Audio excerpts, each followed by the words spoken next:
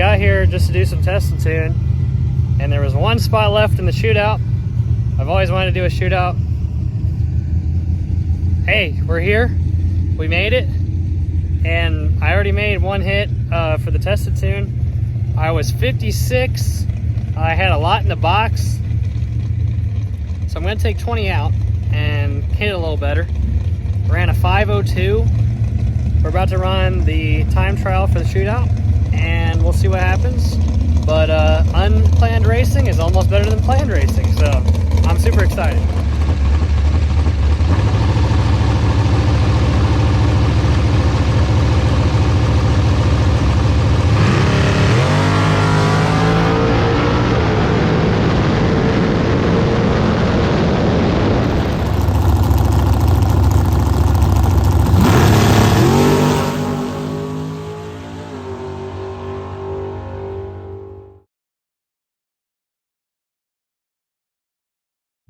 So, a plan right now, I just ran a 499 with a 9. I dialed a 5 flat, which is 1 thou from what it ran. So the plan is, I added 9 to the box to make me 15 off of that hit. And I'm not going to bump, because if I miss it, I miss it. It is what it is. I put 3 in the bump this week just to take it out of the equation almost. We're going to go down there. If I'm way ahead, I'm going to rip it a couple times because I'm not going to make the same mistake I did last time. If it's close, I'm going to run it out to the very end and just kill the couple thou that I think I might be holding. And if I'm way behind, then I miss the tree, and all I'm doing there is just making sure I don't break out. So that's the plan. Nervous for round 1. Going to try to get past those nerves, go out there, do my thing.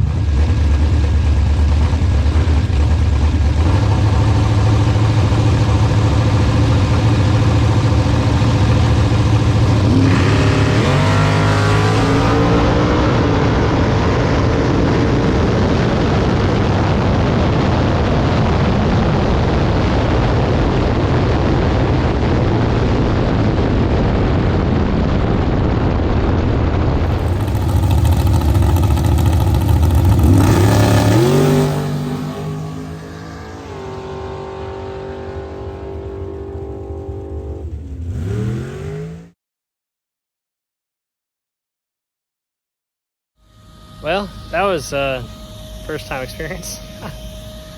I was 21 on the tree and mathematically ineligible. Yeah, you know, we learned something from it. Set up a little more aggressive from now on. At least I got some confidence going into tomorrow. So. I'm gonna walk you guys through a run real quick just to play with the mount and see if it gets everything I want to see in here. So let's say I'm top of the staging lanes about to run, so turn the power on. Usually by that time I'll turn my dial in on. Tonight I dialed 5 flat, so I'll make sure. So this is my dial in that's on the car. This is my delay box number, so I got to put it in both.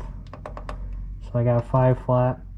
I ended up running a 503 car, so I put 503 in there, and then I'm gonna start with 11:15 delay tomorrow. So that's what I got in the box, and then I'll put delay number 2 as what my perfect light would be. Got that set, got that on, so I turn on the fuel pump first, ignition, right, and then I start it, water pump's on, or the fan. Then depending on if it's nighttime, I got my interior lights, exterior lights. So in a second, make sure the power's on, make sure the burnout switch is on. Obviously I have my stuff on. So to do my burnout, and then second I floor it, break the tires loose depending on how I'm feeling. I lift before the tires hook or right after. So I lift, instantly go to neutral, kick reverse, right, and then once I stop I'll put it into reverse. Push the trans brake button to activate reverse. I'll back up, put it into neutral, make sure I'm in neutral, shut the burnout rev limiter off, rev it up twice, clear it out, make sure my boxes are all correct, make sure my dial-in's correct, make sure my delay box is correct compared to the scoreboards. Then I'll put it in first gear, and then I'll roll up, check the power switch one more time, make sure that's off, check everything, check my temperature. So I'll bump in, pre-stage, hit this, floor it. This is my pro stage activation, floor it, hit the trans brake button, trans brake's on, let go of the brake. Oh, I'm in I'm in the trailer, I don't need to do that right now. And then I will, when I let go of the button, this delay starts, and then after that delay is over, the car leaves, and then this shifts it to second. So it's kind of a, happens in 5 seconds obviously. So I let go, trans brake's off, shifts to second. I'm rolling down, checking my opponent, and then across the finish line. Haven't really determined if I'm shutting it off all the time or not, but usually shift to neutral, shut it off. If not, stay in second, drive back to the trailer, and then I'll park it. And when I get out, I turn this back on so I don't forget, and then shut the power off. There you go. So hopefully get some good footage for you guys tomorrow. Hey guys, so we're sitting in a rain delay right now, and I wanted to go over the time slip with you guys. Just in case, if you haven't raced before, just understanding the time slip can be kind of confusing sometimes. So I wanted to enlighten you guys, hopefully help you guys out, help understand when I put time slips in the videos, what they mean, and here we go trying to explain it. So, as I've raced this year, we've raced on 2 different timing systems. We've raced on AccuTime, I've raced on CompuLink. There is a difference between these 2 systems. AccuTime goes out 4 numbers. So as you can see, just on this reaction time, I was 0018 red. Now at Topeka earlier this season, I was 001 red, but it doesn't give me that 4th number.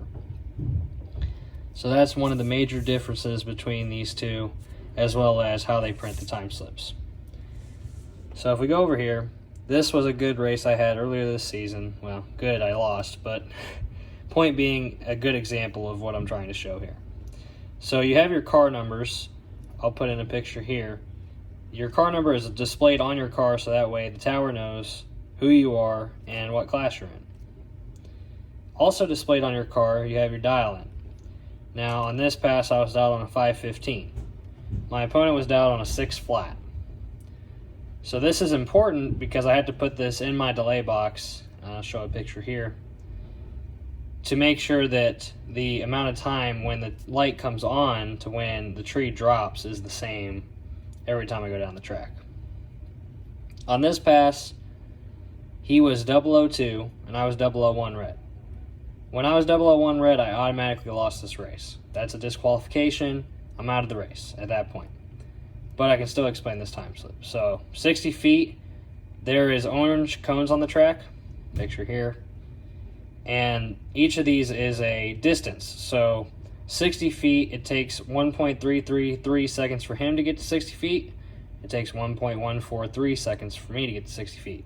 Same with the 330 feet, 3.843, 3.293. We're racing 8th mile in these races so far this season. So this is the finish line. So at the finish line, he went 6 flat with a 2.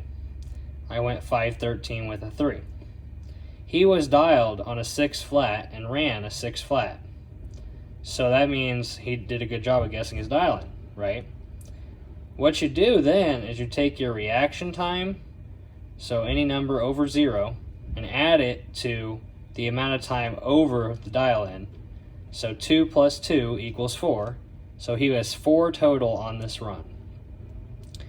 I'll come back to a better example of a different package on my side.